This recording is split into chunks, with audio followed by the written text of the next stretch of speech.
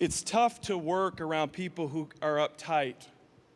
And that's why we have to realize that attitude is a choice. Never leave it to chance.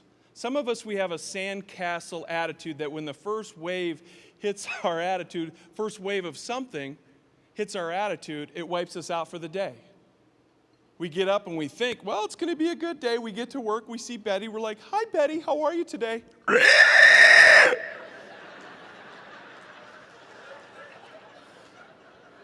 She's going to be good on the phone today.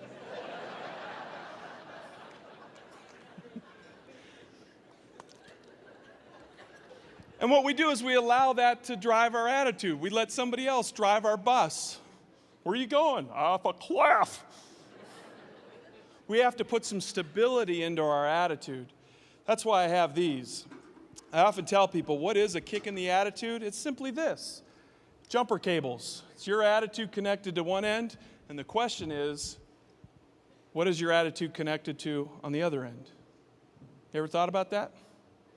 You know, when I graduated high school, my parents gave me some good advice. Two pieces of advice. They said, Sam, for your car, you should have jumper cables and chocolate.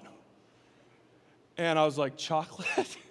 and Mom goes, yes, because I live in the Midwest. She goes, if you're stranded, you want to have chocolate because it could save your life. So I got chocolate, and I did not get the jumper cables.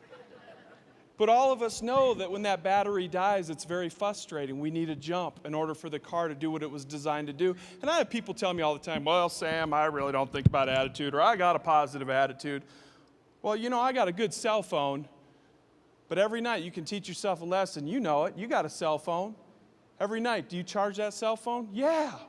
Our attitude's the same way. It's going to take a hit. It's going to lose its charge. When we get stressed, tired, and hungry, you ever notice you want to go to the evil side?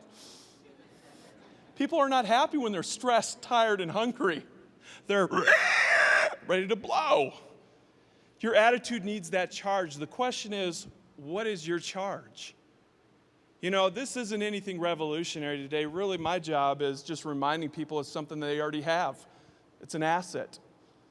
And once you begin to value your asset more, you begin to gain more value from it, so does your life. See, I forget things all the time. Have you ever walked into like a Walmart or a store and walked out?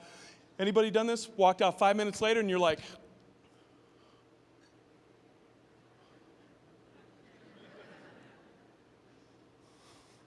sir, can I help you? I don't know where I parked my car. Oh, there it is, right in front of me. And thank God they have those little clicky things now. Have you ever lost your car and you're like, I know you're out here. And the worst is if you get you get 3 or 4 guys in the parking lot doing that. I found your car. Thought it was mine, but it's not. Question is, what is it that's charging your attitude? We all need a simple reminder. I love the story of the little elderly woman who worked in a small grocery store, and she would give people a reminder. She was attitude in action. Attitude means nothing until you give it a life and you put it into action. She's checking people out. She worked there for 20-some, 30-some years, and she worked there 8 hours a day, and she decided if this is where I'm going to work, it's going to be a good place to work. She brought her attitude, which created her environment. One day as she's checking people out, this woman steps into line, and she's a little bit cranky, and she's a vocal cranker. She's holding all these cleaning supplies, and the line's not moving as fast as what she wants, so she begins to vent. She's like, come on, move the line. How many of you know it's hard to be productive, hard to be your best when you're around moody, negative, uptight people who are ruining the vibe? Well, I don't know about you, but I'd feel uncomfortable if I was in that line and somebody started barking behind me.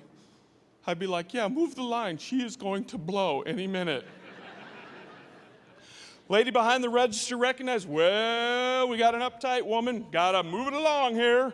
And as she's scanning stuff, something isn't scanning, so she has to do a price check. Bob, we gotta do a price check, hurry it up. And just as she calls out for the price check, the lady holding all the cleaning supplies lost it. She said, come on, you think we're gonna get home before Christmas? Now everybody feels uncomfortable.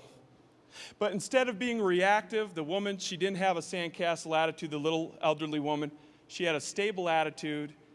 She knew the environment she wanted, and she had a good sense of humor. She says, she looks at that woman, she goes, "Ma'am, I think it's going to be okay."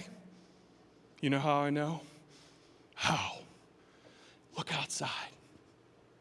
They looked outside. Everybody's like, "What's out there?" She says, "See, the wind is kicking up. You got a broomstick in your hand. You're going to get home in no time."